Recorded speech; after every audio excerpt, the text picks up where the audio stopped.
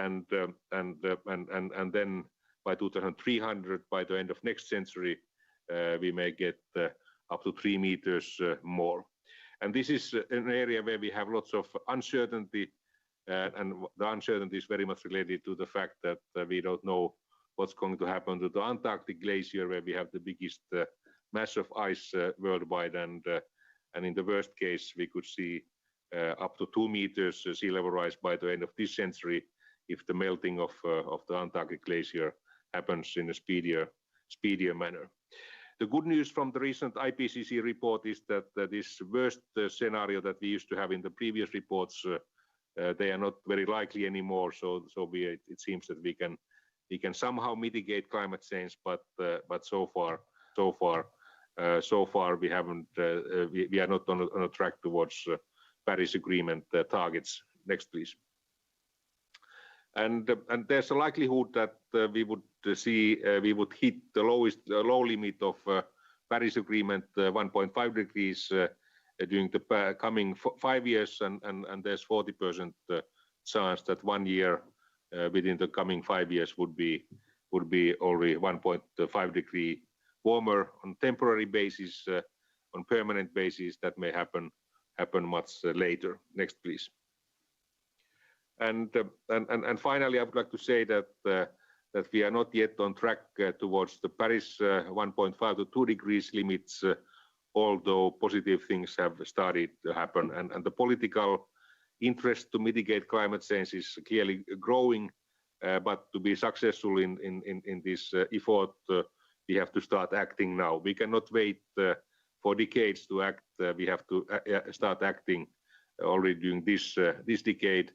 And that's one of the challenges for the forthcoming COP26 meeting, to raise the ambition level and to be able to reach 1.5 to 2 degrees, which would be the best for the welfare of mankind and our planet. Next, please.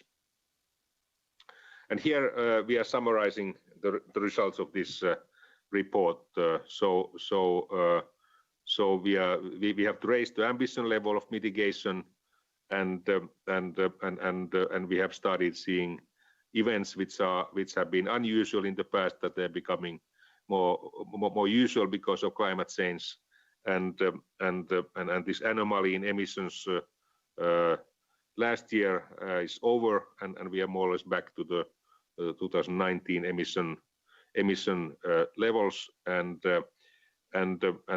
this health case COVID doesn't have a very strong link to any weather patterns. The only link that we have found is related to air pollution. So the polluted areas have seen more mortality than other parts of the world. And sea level rise has been accelerating, and this will continue for centuries. And there's a chance that we would hit the low limit of Paris Agreement during the coming 5 years, and that's 40% chance for that. This was all from my side, and I'm open for questions or comments from your side. Thank you. Thank you very much, Professor Talas, for that detailed presentation of United in Science 2021. And as we said at the beginning, this is a cooperation with several UN agencies and academic institutions. And we just want to also thank the contributions of this report, and also the lead team with Professor Jörg Luterbacher, who is the WMO chief scientist and also is joining on the Zoom link. We're now going to ask for any questions from journalists on the press conference, and could you please raise your hand if you would wish to ask for the floor.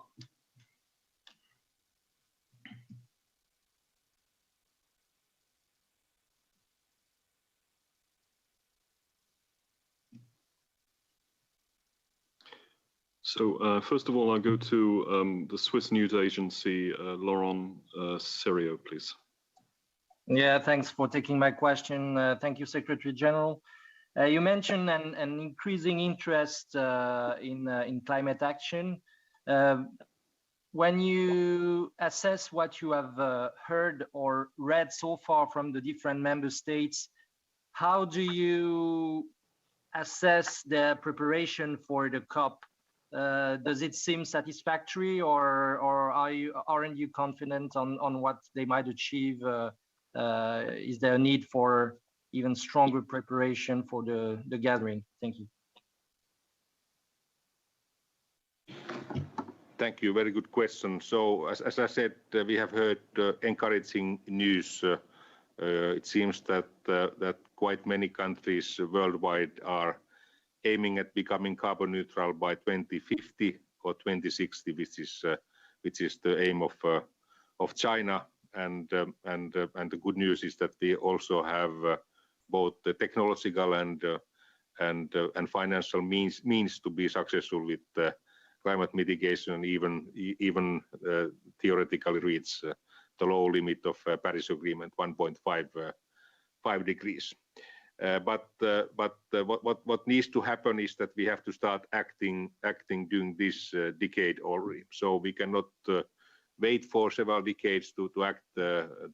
Otherwise, we will lose the chance to reach to this Paris 1.5 to 2 degrees limits. And there's going to be lots of pressure on countries that they would make commitments for the coming 10 years to mitigate, have ambitious mitigation plans for until 2030. So that's our challenge. And so far we haven't heard enough such commitments that we would be heading towards the Paris limits. But I would say that the political interest to mitigate is higher than ever. Thank you. Just to remind you, if you want to ask the floor, please raise your hand on the chat. We're now going to Jamie Keaton from Associated Press. Over to you, Jamie. Good morning, Professor Thallas. Nice to see you again. I hope you can hear me. Can you hear me? Yeah.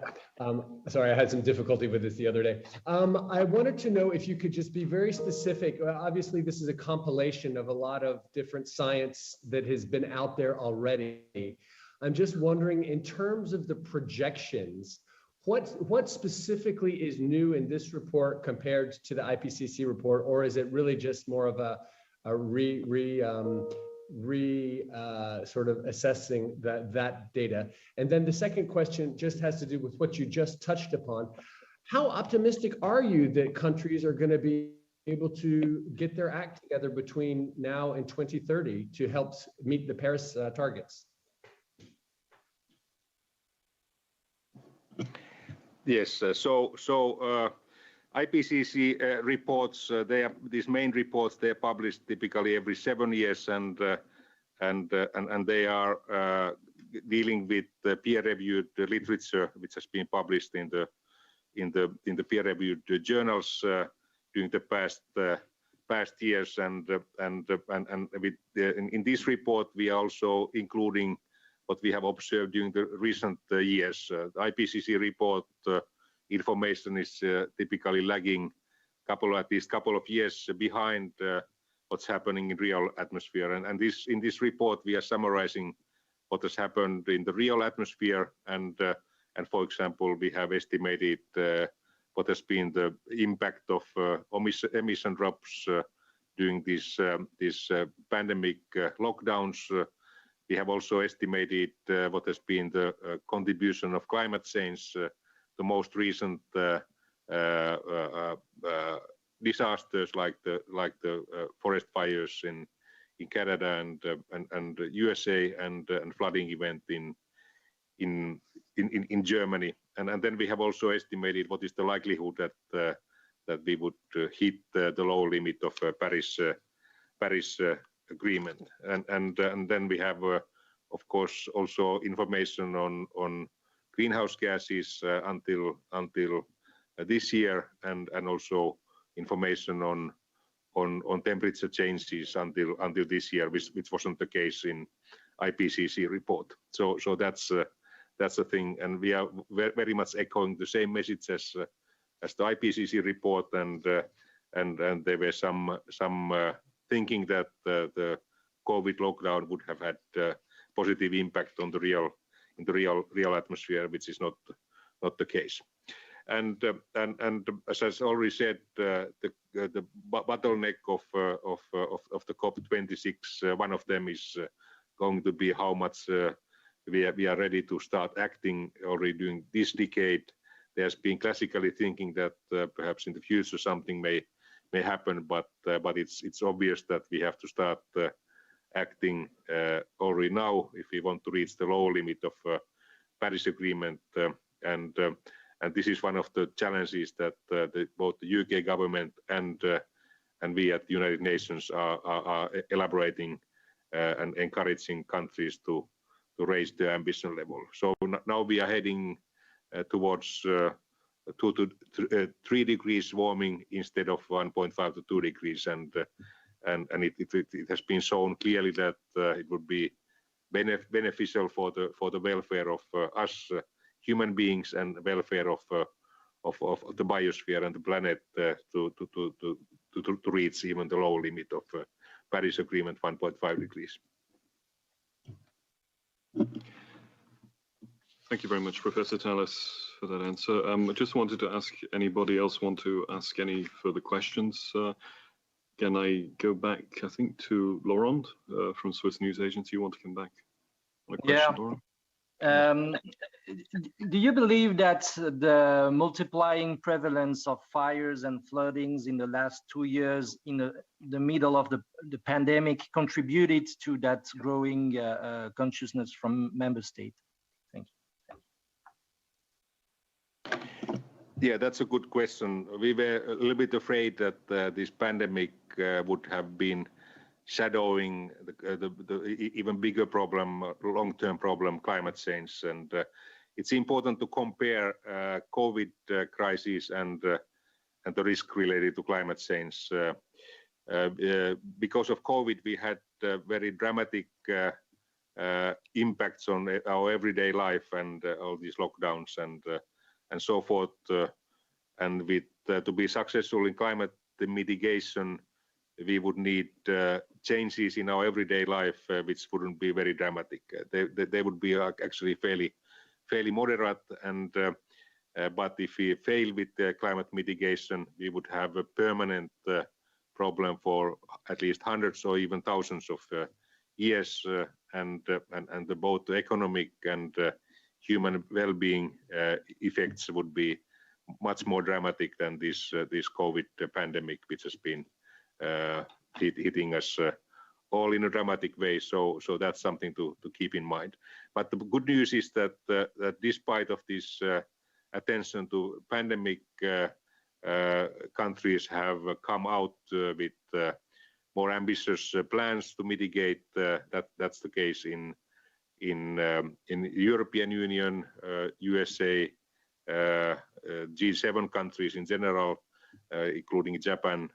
China has come out with ambitious plans, and also fossil fuel dependent economies like Saudi Arabia and Russia have also indicated that they would like to aim at becoming carbon neutral by 2050. So this is very positive news, but we have to speed up these mitigation efforts to be successful. Thank you very much for those questions. It doesn't appear we have any more questions from the floor. So I'd like to thank all of the journalists and everyone following on UN Web TV for this live stream event on the United Science 2021. The report will be available on the WMO website, and we also would thank our partners of United in Science. The report will also be brought into the discussions with world leaders, with the UN Secretary General in advance of the General Assembly. And we also hope to use the results of this as we move in towards COP26 Glasgow meeting in early November. So thank you very much for joining this morning, and we wish you a nice day. Thank you.